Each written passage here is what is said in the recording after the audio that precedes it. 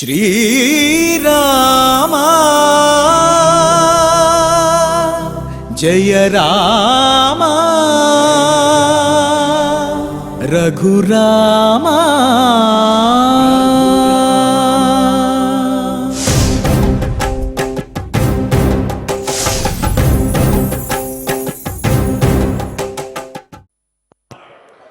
ఓం నమో వెంకటేశాయ.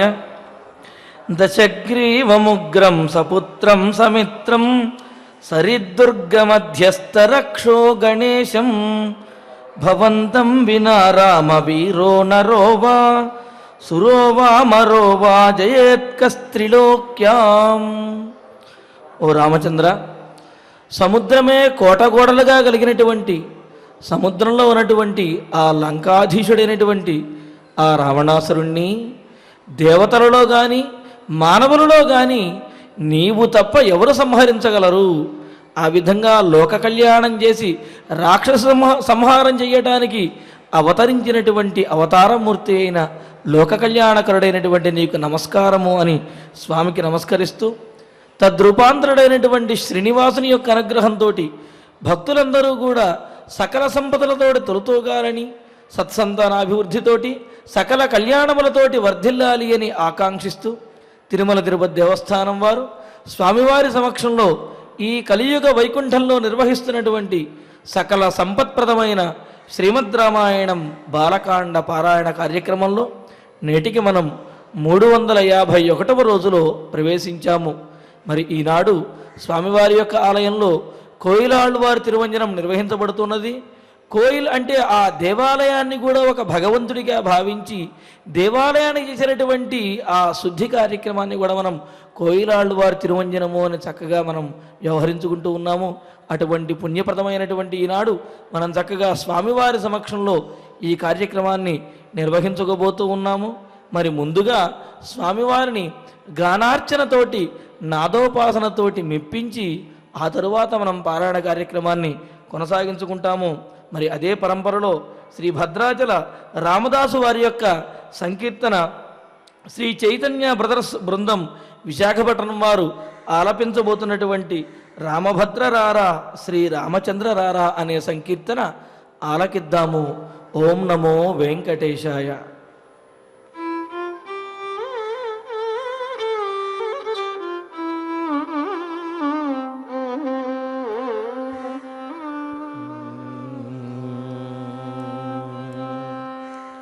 రామభద్ర రారా రామచంద్ర రారా రామభద్ర రారా రామచంద్ర రారా కామరసలోచన సీతా సమేత రారా రామభద్ర రారా రామచంద్ర రారా కామరసలోచన సీతా సమేత రారా రామభద్ర రారా రామచంద్ర రారా.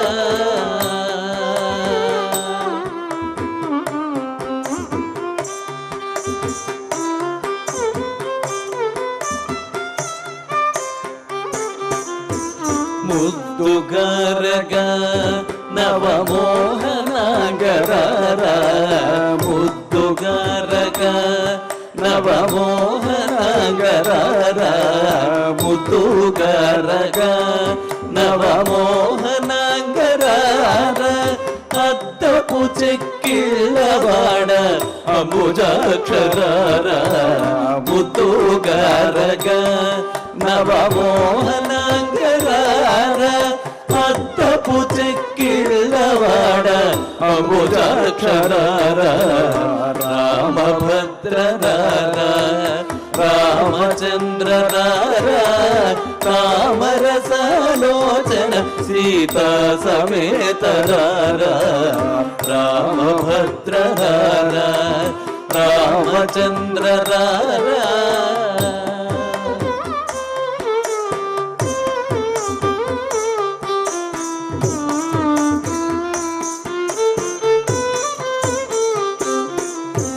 మంచి ముత్యముల పేరు మెరయుచుండరారా మంచి ముత్తెముల పేరు మెరయుచుండరారా పంచదార చిలక నాతో పలుకుదువురారా మంచి ముత్తెముల పేరు మెరయుచుండరారా పంచదార చిలక నాతో పలుకుదువురారా పట్టరాని ప్రేమ నా పట్టుకొమ్మరారా పట్టరాని ప్రేమ నా పట్టుకొమ్మరారా గట్టిగా కౌసల్యముతు పట్టివేగరారా పట్టరాని ప్రేమ నా పట్టుకొమ్మరారా గట్టిగా కౌసల్యముతు పట్టివేగరారా రామభద్రరారా రామచంద్రరారా తామరసాలోచన సీతా సమేతరారా రామభద్రరారా రామచంద్రరారా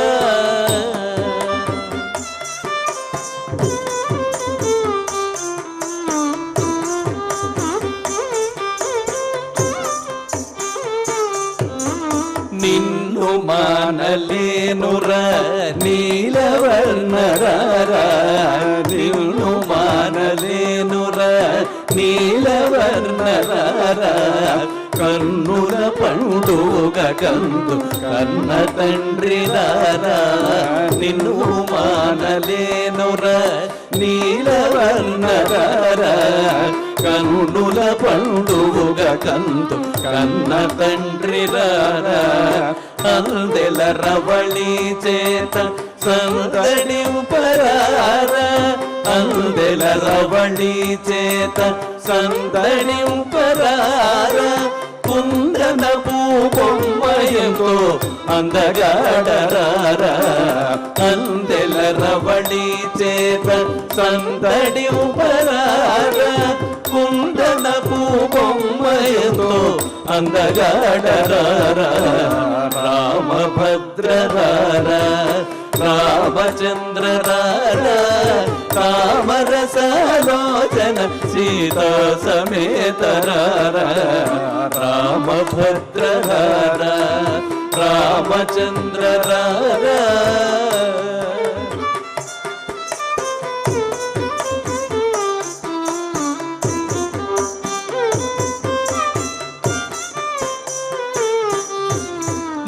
జగములకు ఆది మూల బ్రహ్మరారా జగములకు ఆది మూల బ్రహ్మరారా గజల చప్పుళ్ళు కల్లు కల్లు మన రారా జగములకు ఆది మూల బ్రహ్మరారా గజల చప్పుళ్ళు కల్లు కల్లు మన రారా సామగానలోల నా చక్కనయ్యరా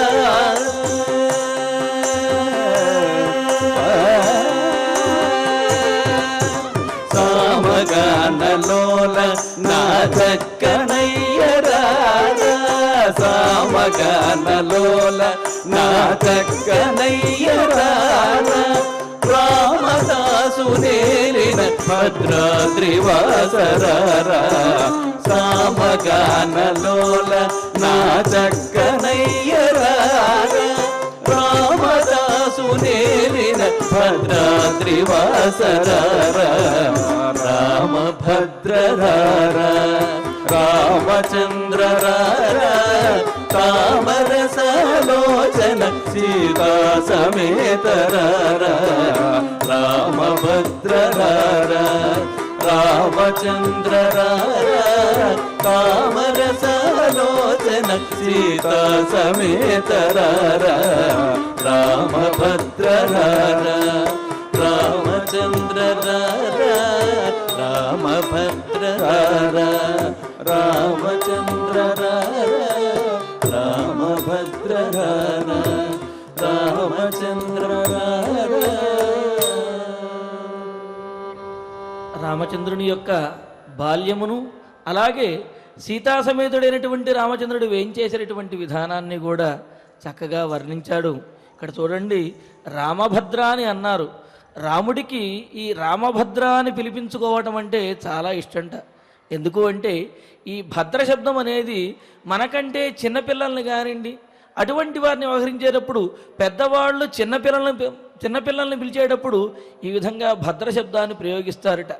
మరి అదేవిధంగా దశరథ మహారాజు, సుమంత్రుడు వీళ్ళందరూ కూడా రాముణ్ణి రామభద్ర రామభద్ర అని చిన్నప్పుడు పిలుస్తూ ఉండేవారట.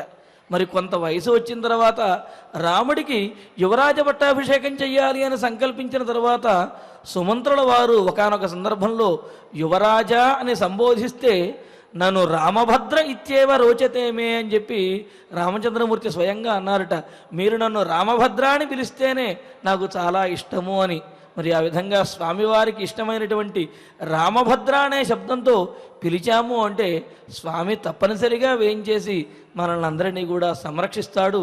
మరి అటువంటి రామభద్రుని యొక్క అనుగ్రహంతో మన బాలకాండ పారాయణ కార్యక్రమాన్ని ప్రారంభించుకుంటూ శ్రీ గురు ధ్యానపూర్వకంగా సమష్టిగా సత్సంకల్పం చేసుకుందాము. ఓం నమో వెంకటేశాయ. శ్రీ గురు ధ్యానం. గురుర్బ్రహ్మా గురుర్విష్ణుః గురుర్దేవో మహేశ్వరః గురుః సాక్షాత్ పరం బ్రహ్మ తస్మై శ్రీ గురవే నమః. శ్రీనివాస ధ్యానం శ్రీ వెంకటాచలాధీశం శ్రియాధ్యాసిత వక్షసం శ్రితచేతన మందారం శ్రీనివాసమహం భజే. అథ సంకల్పః శ్రీమదాదివరాహ క్షేత్రే విరాజమానస్య శ్రీ పద్మావతీ జానేః అఖిలాండ కోటి బ్రహ్మాండ నాయకస్య శ్రీరామచంద్ర రూపాంతరస్య భగవతః శ్రీ వెంకటేశ్వర స్వామినః సన్నిధౌ హనుమత్ సీతా లక్ష్మణ భరత శత్రుఘ్న పరివార సమేత శ్రీరామచంద్ర పరబ్రహ్మణః పరిపూర్ణానుగ్రహేణ అస్మిన్ భువనే అతిశీఘ్రమేవ విశూచికా క్రిమేః వినాశనార్థం భారతవర్షస్య అభివృద్ధౌ నిమగ్నానాం విద్యా విత్త వాణిజ్య కృషి వైద్య వైజ్ఞానిక దేశ రక్షణాది రంగేషు విద్యమానానాం ఆస్తిక మహాజనానాం సర్వేషాం సకుటుంబానాం ఆయురారోగ్యైశ్వర్య సద్బుద్ధి ఇత్యాది సర్వశుభ ఫల ప్రాప్త్యర్థం తేషాం సర్వతోముఖాభివృద్ధి ద్వారా శ్రీరామరాజ్యస్య పునర్వ్యవస్థాపనార్థం అనూఢానాం శీఘ్రమేవ వివాహ సిద్ధ్యర్థం దంపతీనాం అనుకూల దాంపత్య సిద్ధ్యర్థం సంతానార్థినాం శీఘ్రమేవ సత్సంతాన ప్రాప్త్యర్థం తతః పితృదేవతా ప్రీత్యర్థం గో సంరక్షణార్థం చ సకల సంపత్ప్రదే శ్రీమద్వాల్మీకి రామాయణాంతర్గతే బాలకాండే యథాశక్తి శ్లోక వ్యాఖ్యాన పురస్సరం అష్టచత్వారింశ సర్గ శ్లోక పారాయణం తథా శ్రీమద్యోగ వాసిష్ఠే విశూచికా మహామారీ నివారకస్య మహామంత్రస్య పారాయణం శ్రీధన్వంతరి మంత్ర పారాయణం చ అన్యోన్య సాహాయ్యేన ఆచార్య ముఖేన కరిష్యామహే. శ్రీ వాల్మీకి ప్రార్థనా. వాల్మీకేర్ముని సింహస్య కవితావనచారిణః శృణ్వన్ రామకథానాదం కో న యాతి పరాం గతిం. శ్రీ ఆంజనేయ ప్రార్థనా. యత్ర యత్ర రఘునాథ కీర్తనం తత్ర తత్ర కృతమస్తకాంజలిం బాష్పవారి పరిపూర్ణలోచనం మారుతిం నమత రాక్షసాంతకం. శ్రీరామాయణ ప్రార్థనా వేద వేద్యే పరే పుంసి జాతే దశరథాత్మజే. వేద ప్రాచేతసాదాసీత్ సాక్షాద్ రామాయణాత్మనా. శ్రీరామ ప్రార్థనా ఆపదామపహర్తారం దాతారం సర్వసంపదాం. లోకాభిరామం శ్రీరామం భూయో భూయో నమామ్యహం. శ్రీరామచంద్ర పరబ్రహ్మణే నమః. అథ శ్రీమద్ రామాయణే బాలకాండే 48 సర్గః.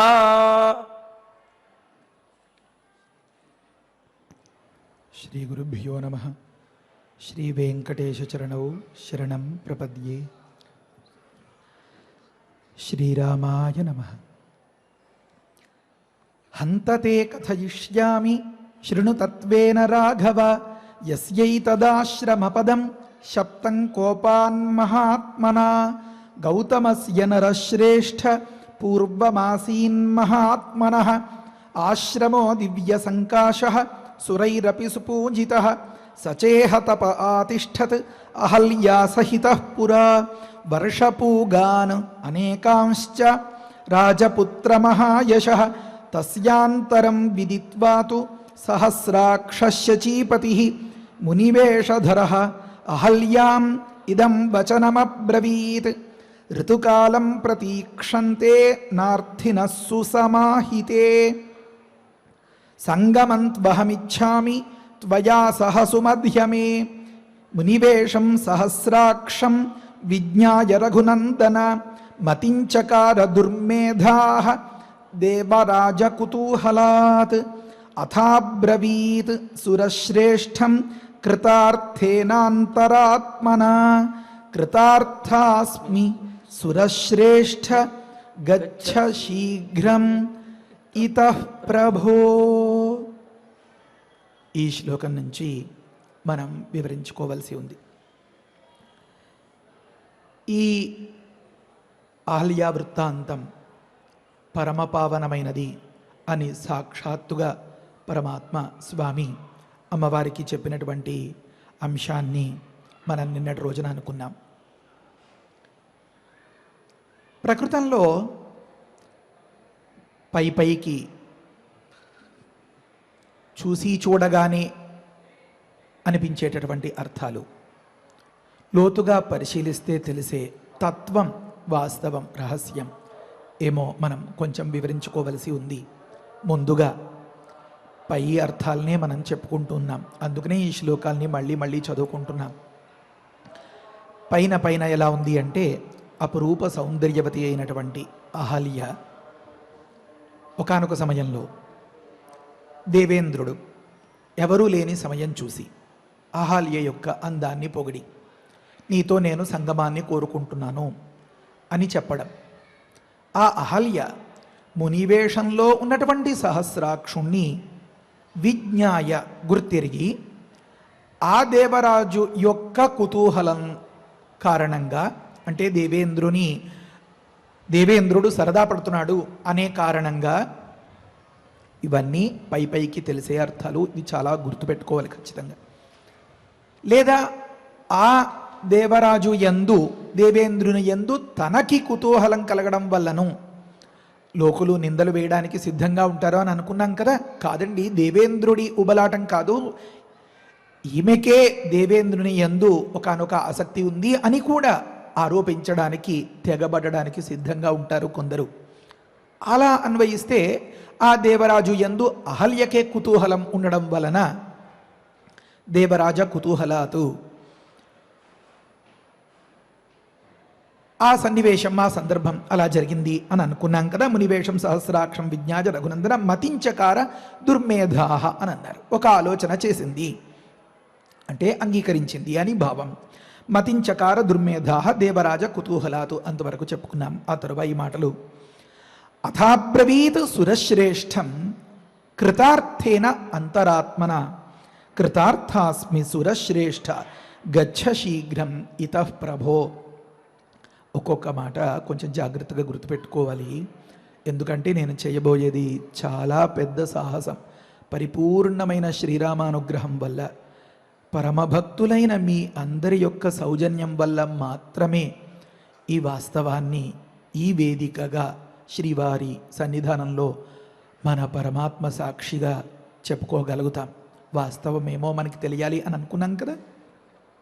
ప్రకృతంలో అథ అటుపిమ్మట ఆ అహల్య కృతార్థేన అంతరాత్మన నేను కృతార్థురాలను అయ్యాను అని పరిపూర్ణంగా భావించి సురశ్రేష్టం అబ్రవీతు. సురశ్రేష్టం అంటే దేవతలలోకెల్లా ఉత్తముడైనటువంటి ఆ దేవేంద్రుడితో అంది, ప్రభో సురశ్రేష్ఠ కృతార్థాస్మి, నేను కృతార్థురాలను అయ్యాను. ముందు ఏమనుకున్నాం? దేవేంద్రుడే కపటంతో గౌతమముని వేషాన్ని ధరించి గౌతముడు లేని సమయంలో అక్కడికి వచ్చాడు. అంటే ఆ దేవేంద్రుడు ఎంతటి కామంతో తెగబడ్డాడు అని ఆ పాత్రను అంతవరకు అలా చూపించారు. అపోహలో అపార్థం చేసుకున్నప్పుడు వారి వైపు నిలబడి మనం ముందు మాట్లాడుకుంటున్నాం అన్నమాట. దీన్ని పూర్వపక్షం అంటారు. దీన్ని ఖండించి సిద్ధాంతాన్ని పెద్దలు తర్వాత నిర్ణయం చేస్తారు. ఇప్పుడు ఈ శ్లోకం ఏమనుంది అంటే అహల్యయే మొట్టమొదటగా ఇంద్రుడితో మాట్లాడుతోంది. నా ప్రయోజనం నెరవేరింది. అర్థం అంటే ప్రయోజనం, కృతం అంటే నెరవేరింది అని భావం అన్నమాట. నేను కృతార్థురాలను అయ్యాను అని అహల్యయే మాట్లాడుతోందన్నమాట. కనుక ఇది మాత్రమే గమనించగలిగినటువంటి మిడిమిడి జ్ఞానంతో ఉన్నవారికి ఏమనిపిస్తుందంటే ఆ దేవేంద్రుని యందు ఈమెకే కుతూహలం ఉంది అని అనిపిస్తుందన్నమాట. నేను కృతార్థురాలను అయ్యాను. ఇతః శీఘ్రం గచ్చ, ఇక్కడి నుంచి నువ్వు తొందరగా వెళ్ళిపో. అంటే ఒక తప్పు చేసి ఆ తప్పు బయటపడిపోతుందేమో అనేటటువంటి భయంతో ఈ మాట చెప్పింది. ఇక్కడి నుంచి తొందరగా వెళ్ళిపో అని. తప్పు చేయని వాడికి భయం ఎందుకు ఉంటుందండి? భయం లేకపోతే ఇక్కడి నుంచి తొందరగా వెళ్ళిపో అని దేవేంద్రుని ఎందుకు తొందర పెడుతుందండి అని కొందరి అవివేకుల ఆక్షేపణ. ఇది గుర్తుపెట్టుకోవాలి. ఇతః శీఘ్రం గచ్చ అని ఒక మాట. తర్వాత మానద, ఇది ఒక గొప్ప ప్రయోగం. అంటే ఒకలా అర్థం చెప్పాలంటే పైన నా గౌరవాన్ని నాకు దక్కించాల్సిన వాడవు నువ్వు అని తాత్పర్యం అన్నమాట. మానం అంటే అభిమానం, ఆత్మగౌరవం, ఇవన్నీ అర్థాలు చెప్తూ ఉంటారు కదా లోకంలో. మానాభిమానాలు ఉండక్కర్లేదా ఇలా మాట్లాడుతూ ఉంటారు కదా. కనుక నా ఆత్మగౌరవానికి ఏ కాస్త దెబ్బ తగలకుండా కాసుకోవలసిన వాడివి నువ్వు అన్న ఒక అర్థం వస్తుందన్నమాట. ఇది ఒక అర్థం. మానద, మళ్ళీ దేవేశ, ఓ దేవాధిపతే దేవేంద్ర, ఆత్మానం మాంచ సర్వదా రక్ష, ఇది ఒక మాట. ఆత్మానం అంటే పైకి ఒక అర్థం ఏం చెప్పాలి అంటే నిన్ను, మాంచ నన్ను, సర్వదా ఎప్పుడు కాపాడు అని అర్థం అన్నమాట. అంటే ఒక దురాచారం చేసిన సందర్భంలో ఆ తప్పు బయట పడడం అంటే అయితే ఇవతల వారి వల్ల లేకపోతే అవతలి వారి వల్ల, ఈ ఇద్దరూ తప్పితే మరొకరి వల్ల ఈ వృత్తాంతం బయటపడే అవకాశం ఉండదు కదా. కనుక ఈ గుట్టు అంటే ఇంకా చెప్పాలి అంటే ఈ ఒక దురాచారం బయటపడకుండా కాపాడుకోవాలి అంటే ఆడదానిగా నేనెలా బయట పెట్టుకోను. కానీ నువ్వు మాత్రం ఏదో బాచాలత్వంతో బయట ఎక్కడైనా చెప్తే అది అభిమానం, ఆత్మగౌరవం పోతుంది. కనుక నా ఆత్మగౌరవాన్ని లేకపోతే ఈ గుట్టును, ఈ వృత్తాంతాన్ని రక్షించుకోవాల్సిన పూచి నీదే. కనుక నన్ను, నిన్ను కూడా, మాం నన్ను, ఆత్మానం నిన్ను కూడా సర్వదా రక్ష, ఎప్పుడు కాపాడుకో అని ఒక మాట చెప్పిందనమాట. ఇక్కడున్న ఈ మాటలే చాలా అపోహలకు తావిచ్చేవిగా ఉంటాయి. అదే ఒక పురుషుని దగ్గరికి ఇంకొక పురుషుడు వచ్చి వ్యవహారం చేసాడు అంటే లోకం అంతగా అనుమానించే అవకాశం ఉండదు. కనుక ఇక్కడ ఉన్న సన్నివేశంలో ఇవన్నీ కూడా అనుమానానికి తావిస్తున్నాయి. తర్వాత ఇంకొక మాట ఏమనంటే ఆత్మానం మాంచ దేవేశ సర్వదా రక్ష మానద, ఈ పదానికి ముందు మాటలో అర్థం చెప్పుకున్నాం కదా. తర్వాతి మాట ఆత్మానం మాంచ దేవేశ సర్వదా రక్షమానద నక ఇంద్రస్తు ప్రహసన్ వాక్యం అహల్యాం ఇదం అబ్రవీత్ అని అన్నారు. అప్పుడు అహల్య ఇలా చెప్పిన పిదప దేవేంద్రుడు ఏం చేశాడు అంటే ఇంద్రస్తు దేవేంద్రుడు ప్రహసన్ ఒక నవ్వు నవ్వేట, నవ్వి ఇదం వాక్యం అబ్రవీతు ఈ మాట చెప్పాడు అన్నారు. ఏమా మాట అంటే సుశ్రోణి పరితుష్టోస్మి గమిష్యామి యథాగతం అని చెప్పాడు. ఓ సుశ్రోణి అని పిలిచాడనమాట. ఇది స్త్రీ సౌందర్యాన్ని నిర్దేశించేటప్పుడు చాలా గొప్పగా చెప్పే మాట. ఒక విశాలమైనటువంటి జఘన భాగం కటి భాగం కలిగినటువంటి అని ఆ సాముద్రికాన్ని వివరిస్తూ పెద్దలు దానికి నిర్వచనం చెప్తారు. ఇది ఒక అర్థం, అంతరార్థం వేరే. సుశ్రోణి అని పిలిచాడనమాట. ఓ అందాల రాశి అన్నట్లుగా పరితుష్టోస్మి నేను పరమ సంతోషాన్ని పొందాను, యథాగతం వచ్చిన దారిలోనే గమిష్యామి వెళ్ళగలను అని చెప్పాడు. ఆత్మానం మాంచ దేవేశ సర్వదా రక్ష అని అహల్య అంది కదా, తప్పకుండా రక్షిస్తాను అనో వగైరా వగైరా మాటలు ఏమీ లేవు అక్కడ. సరే, ఆ తరువాతి మాట ఏమనుంది? ఏవం సంగమ్యతు తయా నిశ్చక్రామ ఉటజాత్ తతః ససంభ్రమాత్ రామ శంకిత గౌతమం ప్రతి. ఒక మాట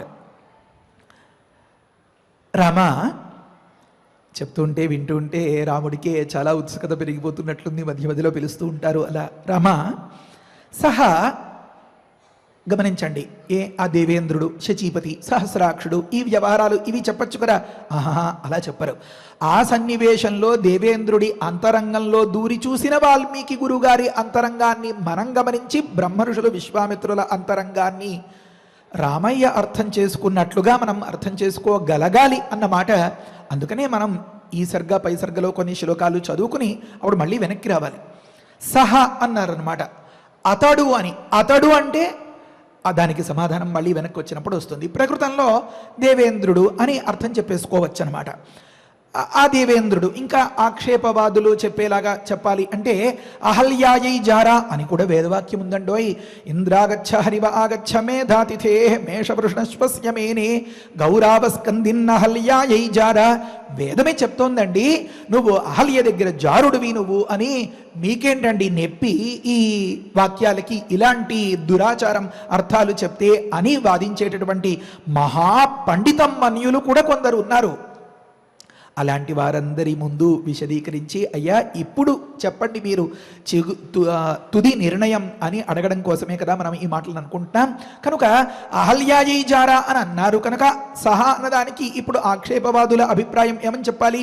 ఆ అహల్యాజారుడైనటువంటి దేవేంద్రుడు అని చెప్పాలి. ఒక మాట. జార శబ్దానికి కూడా అంతరార్థం వేరే ఉంది.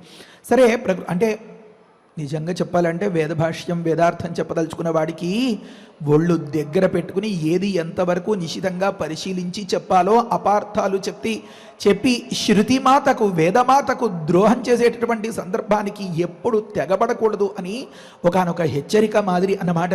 మీకందరికీ ఎంతవరకు ప్రయోజనమో తెలియదు కానీ ఒక పంక్తికి సరైన అర్థాన్ని సందర్భశుద్ధిగా అర్థం చేసుకుని అవతలి వ్యక్తికి ఆకళింపు అయ్యేలాగా చెప్పేటటువంటి నైపుణ్యాన్ని వాల్మీకి గురుగారు మనకి ప్రసాదిస్తున్నారు. సరే, ప్రకృతంలో సహ అని అన్నారు కదా, అతడు అని అర్థం. అతడు అంటే ఏమి? ప్రకృతం ఆ పాత్ర ఆ సన్నివేశం ఆ క్యారెక్టర్ ఎలా ఉంది?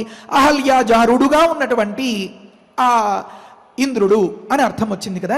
నిన్ను నేను కోరుకుంటున్నాను అని చెప్పి, నీతో సంగమాన్ని కోరుకుంటున్నాను అని చెప్పి, లేకపోతే అహల్య యొక్క అందాన్ని పొగిడినటువంటి, లేకపోతే గౌతముణ్ణి పక్కకి తప్పించి చాటుగా దాపరికంగా రహస్యంగా గుట్టుగా అక్కడ గడిపినటువంటి ఇలాంటి అర్థాలన్నీ సహా అన్న ఒక మాటలో వచ్చేస్తాయి అన్నమాట.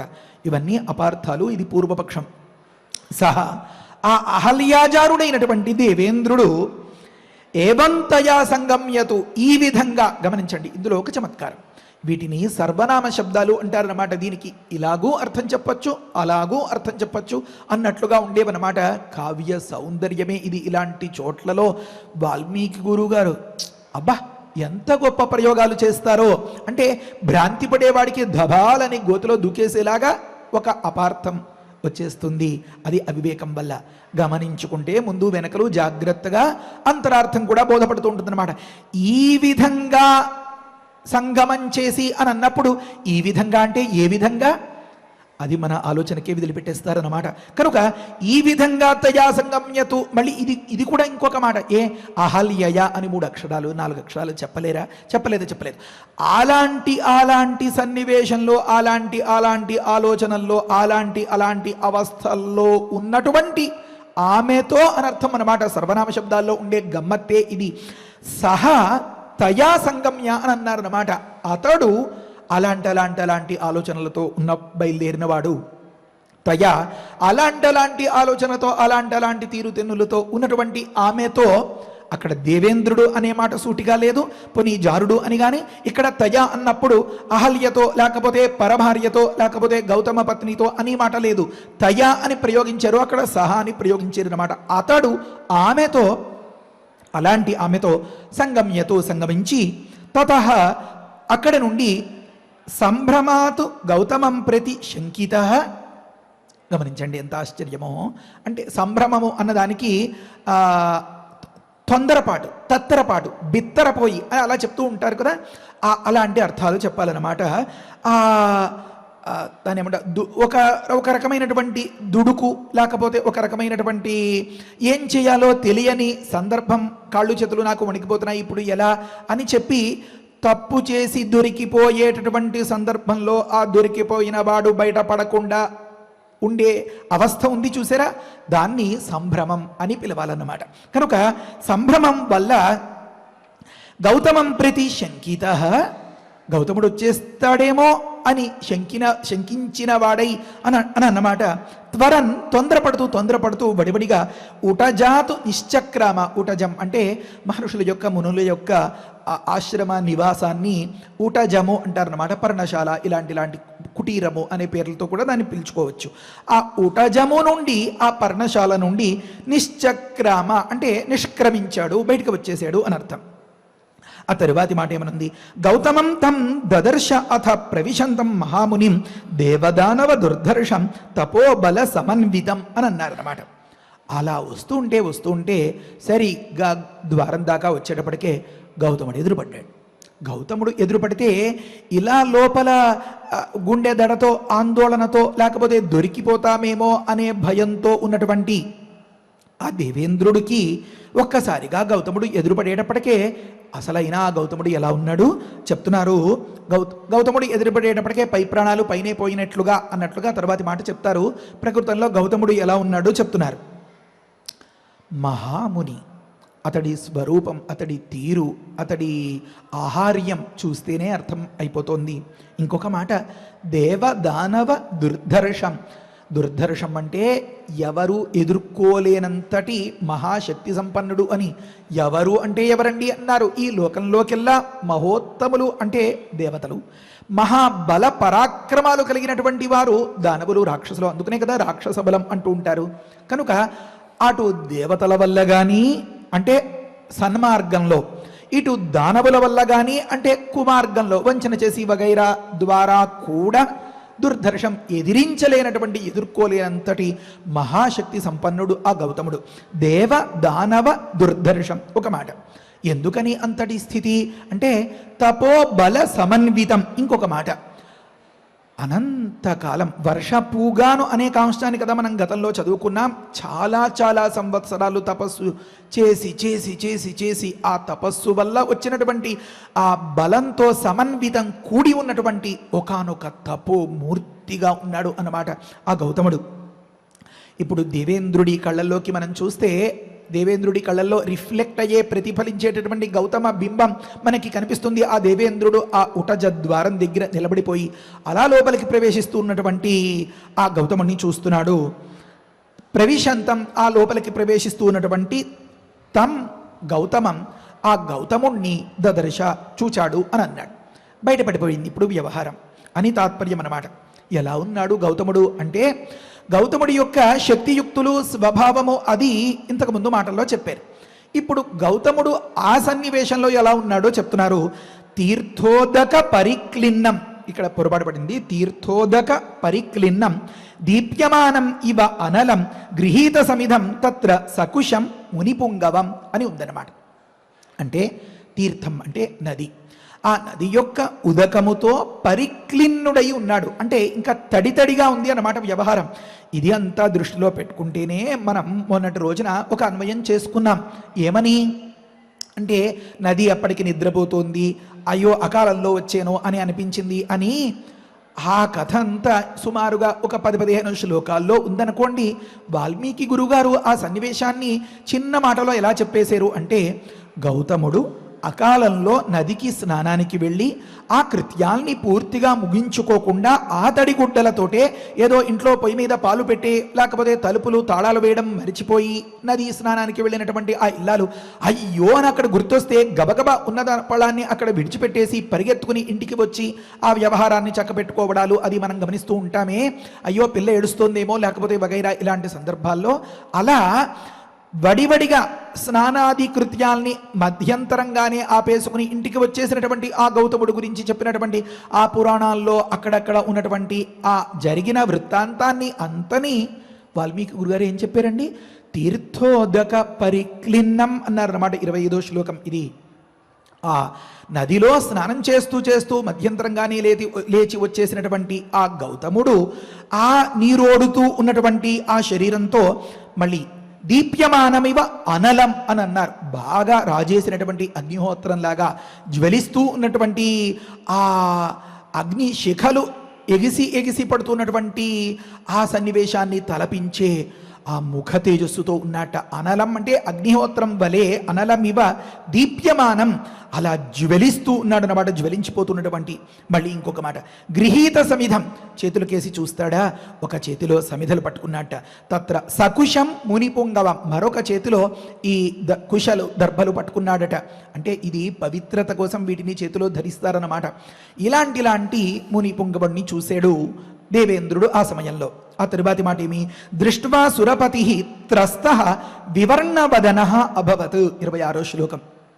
అంటే ఇలాంటి సన్నివేశంలో ఆ గౌతముణ్ణి ఆ ఆకారంలో అంతటి దేవదానవ దుర్ధర్షుడుగా ఉన్నటువంటి అతడిని చూసి, అంటే దేవతల్ని సహాయంగా తెచ్చుకున్న రాక్షసుల్ని కాస్త నన్ను కాపాడండి అని చెప్పి వాళ్ళ సపోర్ట్ వాళ్ళ బలగాన్ని ఆసరాగా తీసుకున్నా కూడా నెగ్గలేనటువంటి స్థితిలో దేవేంద్రుడు ఒంటరి వాడు అయిపోయాడు అన్నట్లుగా ఆ పాత్ర గురించి అంత పరిచయం చేశారు కదా. కనుక ఆ సందర్భంలో దృష్ట్వా సురపతి త్రస్త వివర్ణవదన అభవత్ అన్నారు. అలాంటి గౌతముణ్ణి దృష్ట్వా చూచి సురపతి, ఇంతటి దేవతలకు ముక్కోటి దేవతలకు కూడా నాయకుడుగా ఉన్నటువంటి ఆ దేవేంద్రుడు త్రస్త అంటారు. అంటే బెంబేలెత్తిపోయి వివర్ణవదన అభవతు, ముఖం పాలిపోయి ఏం చేయాలో అంటే మొహంలో నెత్తురు చుక్క లేకుండా అయిపోయింది అని అంతా చెప్తూ ఉంటారు కదా, అలా అయిపోయిందట. వివర్ణవదన అభవత్.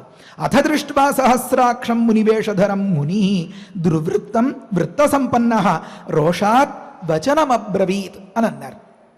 అంటే ఈ సందర్భంలో ఆ దేవేంద్రుడు ఆ మునిని చూసి ఒక మాట, ఇప్పుడు దేవేంద్రుడు గురించి చెప్తున్నారు సహస్రాక్షం అని. 1000 కన్నులు ఉన్నటువంటి ఆ దేవేంద్రుడు ఆ గౌతమ మునిని చూశాడు అన్నారు. అయితే చిన్నమాట, ఆ దేవేంద్రుణ్ణి గౌతముడు చూశాడు. అథ దృష్ట్వా సహస్రాక్షం మునివేషధరం, తన అవతారంలో తన స్వరూపంలో తన వేషంలో ఉన్నటువంటి ఆ సహస్రాక్షుణ్ణి చూసినటువంటి ఆ గౌతమముని చాలా కోపంగా రోషాతు వచనమబ్రవీతు, పట్టరాని కోపంతో ఒక మాట అన్నాడు. అయితే అంతటి కోపం ఎందుకు వచ్చింది? ఇతడు దుర్వృత్తం వృత్త సంపన్న అని చెప్తున్నారు అన్నమాట. ఇతడి ప్రవృత్తి దురాచారం అని గమనించినటువంటి ఆ గౌతముడు వృత్త సంపన్న, ఎంతో పద్ధతిగా ధార్మిక బుద్ధితో ఉన్నటువంటి తాను గౌతముడు రోషాత్ వచనం అబ్రవీదు, పట్టరాని కోపంతో ఒకానొక మాట అన్నాడు అన్నారు.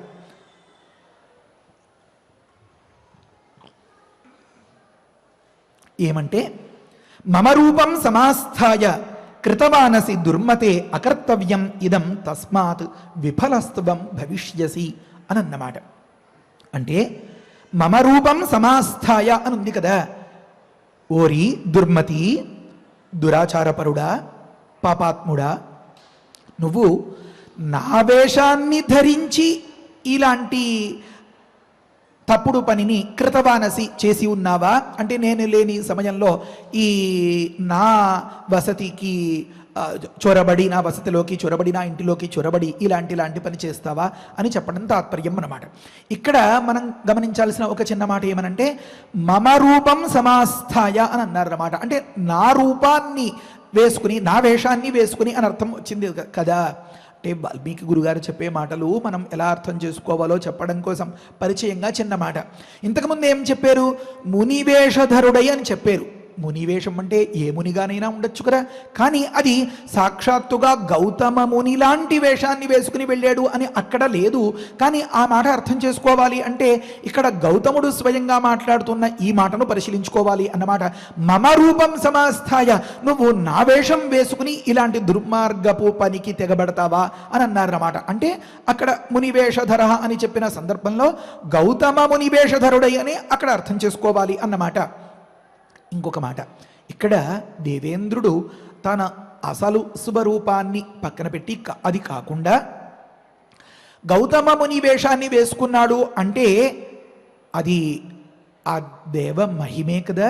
అంటే కామరూపం ఆ దేవతలకు ఆ అరచేతిలో ఉన్నటువంటి ఉసిరికాయ మాదిరి అంత తేలిక కదా, కరతలామలకం వలె అంత సులువు కదా దేవతలకి కామరూపాన్ని, కోరిన రూపాన్ని పొందడం అనేది.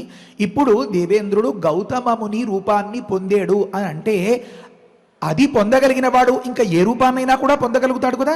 ఆ రూపాన్ని అంటే కామరూపాన్ని పొందగలిగిన వాడు అంటే చాలా శక్తులు, చాలా మహిమలు ఉంటాయి కదా. ఈ పాయింట్ ఒకటి మనం గుర్తుపెట్టుకోవాలి. మమ రూపం సమాస్థాయ కృతవానసి దుర్మతే అకర్తవ్యం ఇదం, ఇది చేయరాని పని అని అన్నారన్నమాట. అంటే గౌతముడి దృష్టికోణంలోంచి పరిశీలిస్తే ఒక జరగకూడని తప్పు జరిగిపోయింది అని కదా. తస్మాత్ విఫలస్త్వం భవిష్యసి అని అన్నారు.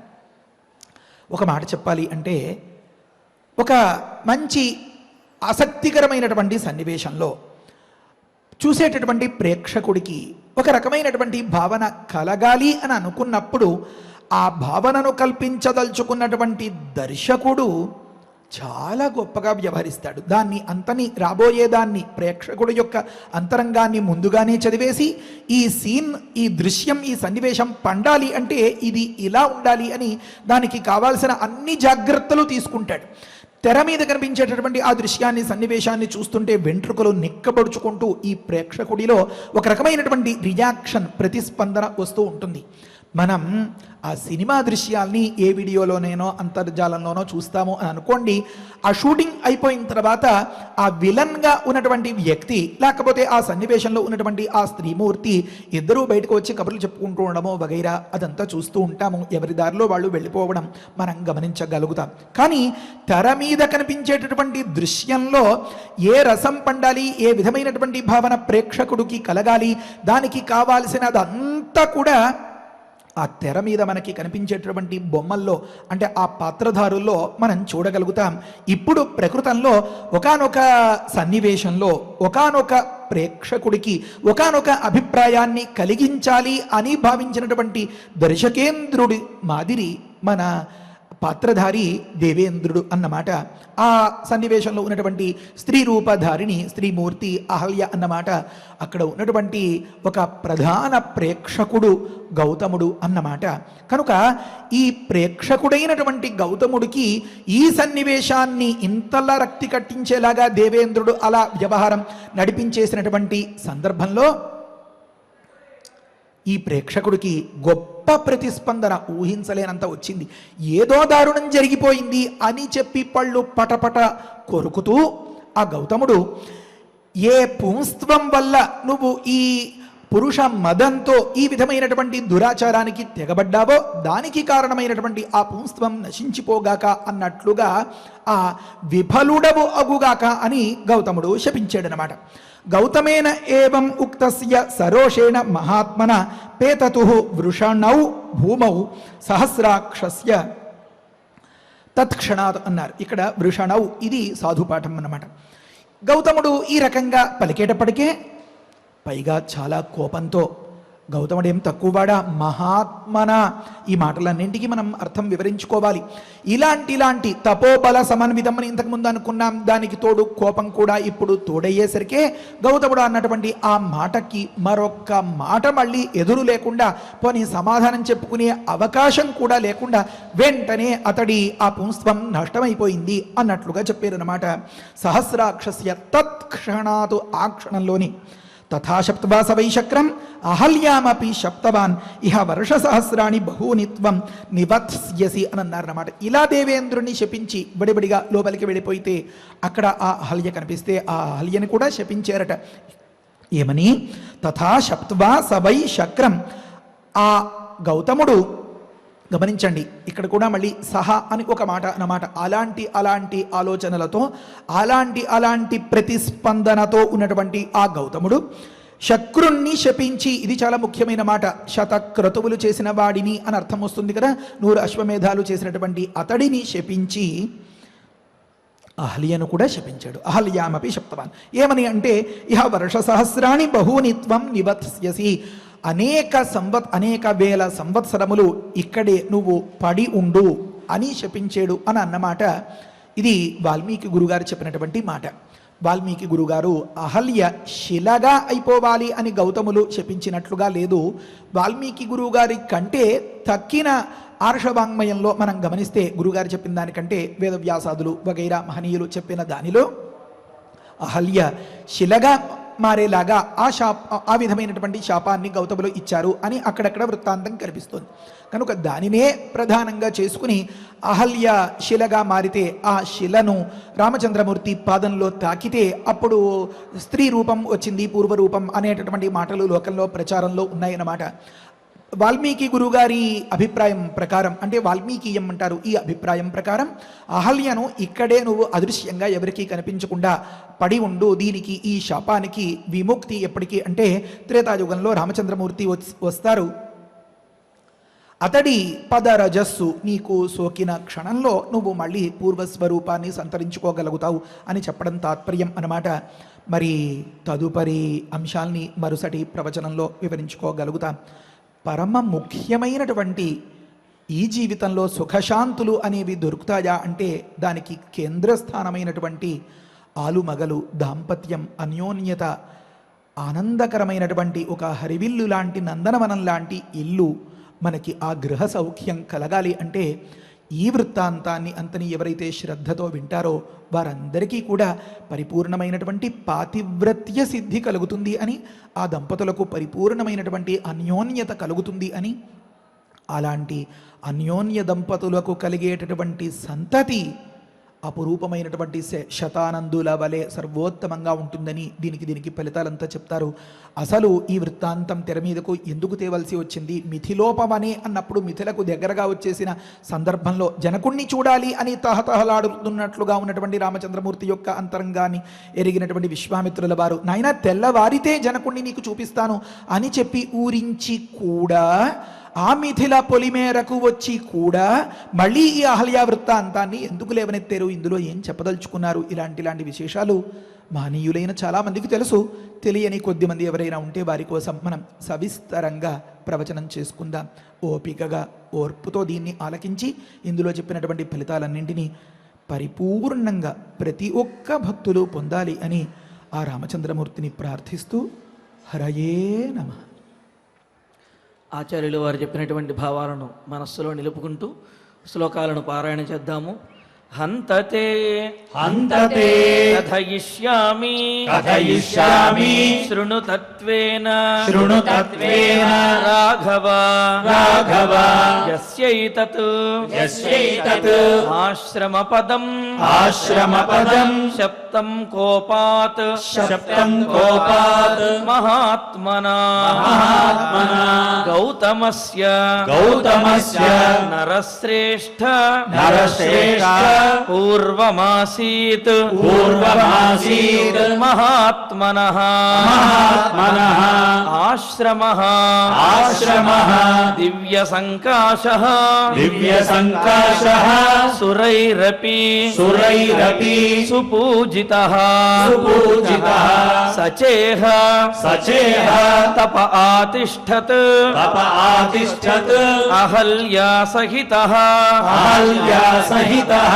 పురా పురా వర్షపూగాన్ వర్షపూగాన్ అనేకాంశ్చ అనేకాంశ్చ రాజపుత్ర రాజపుత్ర మహాయశః మహాయశః తస్యాంతరం తస్యాంతరం విదిత్వా తు విదిత్వా తు సహస్రాక్షః సహస్రాక్షః శచీపతిః శచీపతిః మునివేషధరః మునివేషధరః అహల్యాం అహల్యాం ఇదం ఇదం వచనమబ్రవీత్ వచనమబ్రవీత్ ఋతుకాలం ఋతుకాలం ప్రతీక్షంతే ప్రతీక్షంతే నార్ధినః నార్దినః సుసమాహితే సుసమాహితే సంగమంతు సంగమంతు అహమిచ్ఛామి అహమిచ్ఛామి త్వయా సహ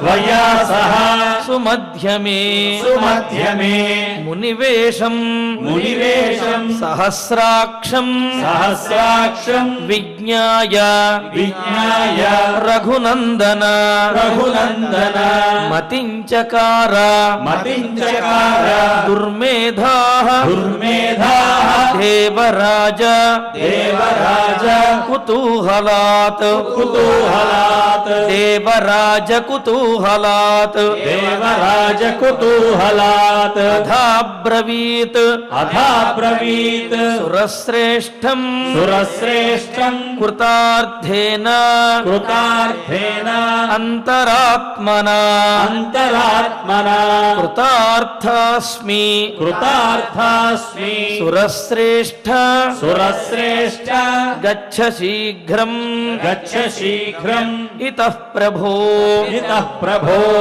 ఆత్మానం ఆత్మానం మాం చ దేవేశ మాం చ దేవేశ సర్వదా రక్ష సర్వదా రక్ష మానద మానద ఇంద్రస్తు ఇంద్రస్తు ప్రహసన్వాక్యం ప్రహసన్వాక్యం అహల్యాం అహల్యాం ఇదమబ్రవీత్ ఇదమబ్రవీత్ శుశ్రోణి శుశ్రోణి పరితుష్టోస్మి పరితుష్టోస్మి గమిష్యామి గమిష్యామి యథాగతం యథాగతం ఏవం ఏవం సంగమ్యతు సంగమ్యతో తయా తయా నిశ్చక్రామ నిశ్చక్రామ ఉటజాత్తతః ఉటజాత్తతః ససంభ్రమాత్ ససంభ్రమాత్ వరన్ రామ వరన్ రామ శంకితః శంకితః గౌతమం ప్రతి గౌతమం ప్రతి ఇత్యార్షే ఇత్యార్షే శ్రీమద్ రామాయణే శ్రీమద్ రామాయణే బాలకాండే బాలకాండే అష్టచత్వారింశే సర్గే అష్టచత్వారింశే సర్గే దశ శ్లోకాః దశ శ్లోకాః రమ్యమైనటువంటి రామాయణ ప్రవచనంలో అహల్యా వృత్తాంతంలో మనకు ఏ విధంగా అయితే చిత్రంలో ఆ తెర మీద కనిపిస్తుందో ఆ విధంగా తెర మీద కనిపించే దృశ్యములాగా ఉన్నటువంటి విషయాన్ని ఆ శ్లోకము యొక్క ఆ ప్రతిపదార్థాలను మనం చక్కగా ఆచార్యుల వారి ద్వారా తెలుసుకున్నాము. మరి వీటిలో ఉన్నటువంటి పరమార్థాలను, విశేషార్థాలను, అంతరార్థాలను మనం తర్వాతి ప్రవచనంలో తెలుసుకోబోతూ ఉన్నాము.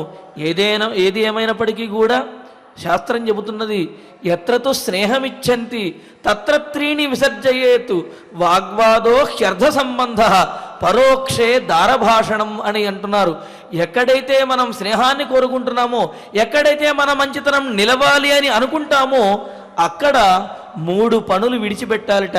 ఏమిటా 3 పనులు అంటే, వాగ్వాద అంటే వాదించటము, అర్థ సంబంధ అంటే ఆర్థికమైనటువంటి లావాదేవీలు పెట్టుకోవటము, పరోక్షే దారభాషణము, వారి యొక్క పరోక్షంలో వారు లేనప్పుడు వారి భార్యలతోటి మాట్లాడటము, ఇవన్నీ కూడా చాలా ప్రమాదకరమైనవి.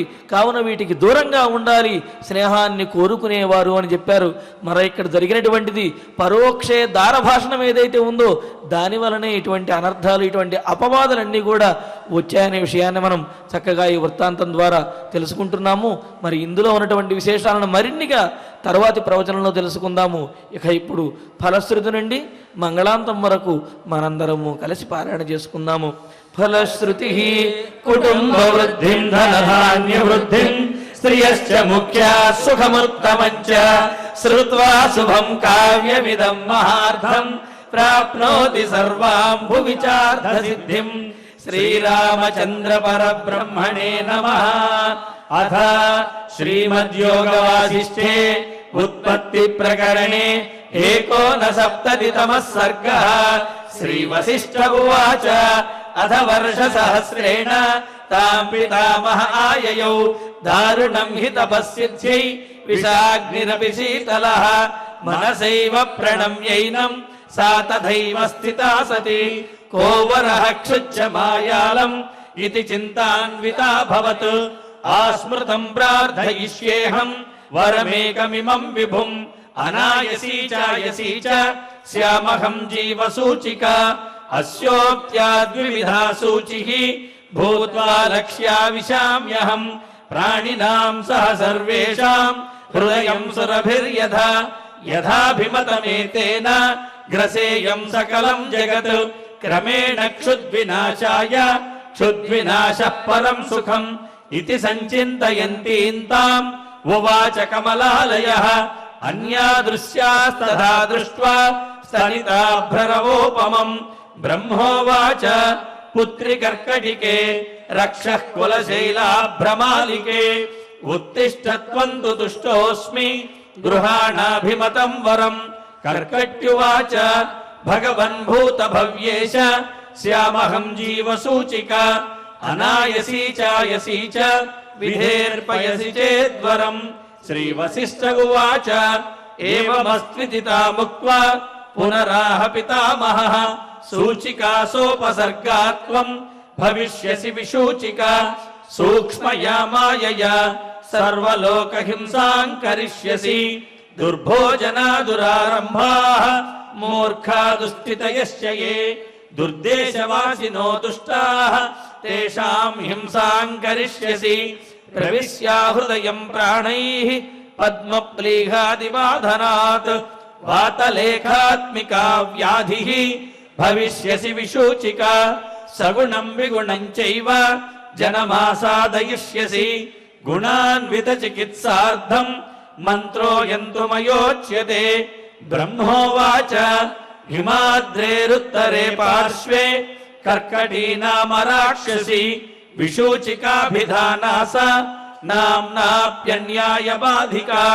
తస్యాః మంత్రః ఓం హ్రీం హ్రాం హ్రీం రాం విష్ణుశక్తయే నమః. ఓం హ్రీం హ్రాం హ్రీం రాం విష్ణుశక్తయే నమః. ఓం హ్రీం హ్రాం హ్రీం రాం విష్ణుశక్తయే నమః. ఓం నమో భగవతి విష్ణుశక్తిమేనాం. ఓం హర హర నయ నయ పచ పచ మధ మధ ఉత్సాదయ ఉత్సాదయ. దూరే కురు స్వాహ హిమవంతం గచ్చ జీవ సహ సహ సహ చంద్రమండలగతోసి స్వాహ. ఓం నమో భగవతి విష్ణుశక్తిమేనాం. ఓం హర హర నయ నయ పచ పచ మధ మధ ఉత్సాదయ ఉత్సాదయ. దూరే కురు స్వాహ హిమవంతం గచ్చ జీవ సహ సహ సహ చంద్రమండలగతోసి స్వాహ. ఓం నమో భగవతి విష్ణుశక్తిమేనాం. ఓం హర హర నయ నయ పచ పచ మధ మధ उत्सादय उत्सादय दूरे कुरु स्वाहा हिमवन्तं गच्छ जीव सह सह सह चन्द्रमण्डलगतोऽसि स्वाहा इति मन्त्री महामन्त्रम् न्यस्य वामकरोदरे मार्जयेदातुराकारम् तेन हस्तेन संयुतः हिमशैलाभिमुख्येन विद्रुताम् ताम् विचिन्तयेत् कर्कटीम् कर्कशाक्रन्दाम् मन्त्रमुद्गरमर्दिताम् आतुरम् चिन्तयेच्चन्द्रे रसायन हृदि स्थितम् अजरामरणम् युक्तम् मुक्तम् सर्वाधिविभ्रमैः साधको हि शुचिर्भूत्वा स्वाचान्तः सुसमाहितः क्रमेणानेन सकलाम् प्रोच्छिनत्ति विशूचिकाम् इति गगनगतः त्रिलोकनाथः गगनगसिद्धगृहीत सिद्धमन्त्रः गतः उपगतशक्रवन्द्यमानः निजपुरम् अक्षयम् आयम् उज्ज्वलश्रीः इति श्रीमद्योगवासिष्ठे उत्पत्तिप्रकरणे 59तमः सर्गः।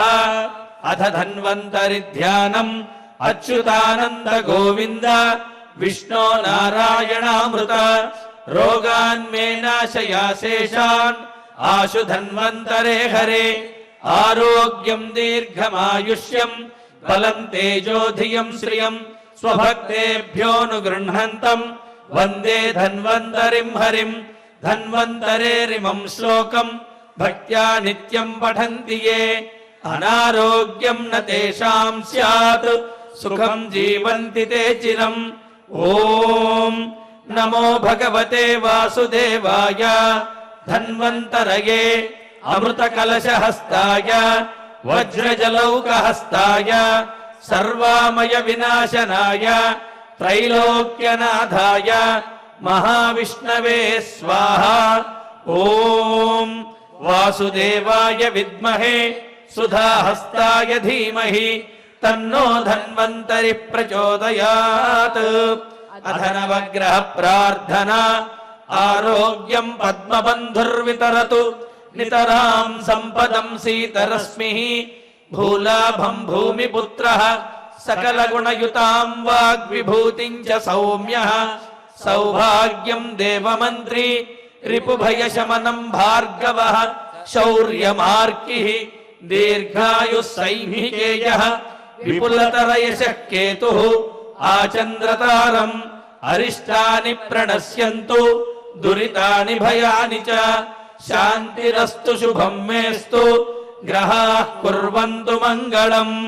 अथ क्षमा प्रार्थना यदक्षरपदभ्रष्टम् मात्राहीनम् च यद्भवेत् तत्सर्वम् क्षम्यताम् देव नारायण नमोऽस्तु ते। अथ भगवत्समर्पणम् कायेन वाचा मनसेन्द्रियैर्वा बुद्ध्यात्मना वा प्रकृते स्वभावात् करोमि यद्यत् सकलम् परस्मै नारायणायेति समर्पयामि। अथ मङ्गलम् श्रियः कान्ताय कल्याणनिधये निधयेऽर्धिनाम् श्रीवेङ्कटनिवासाय श्रीनिवासाय मङ्गलम्।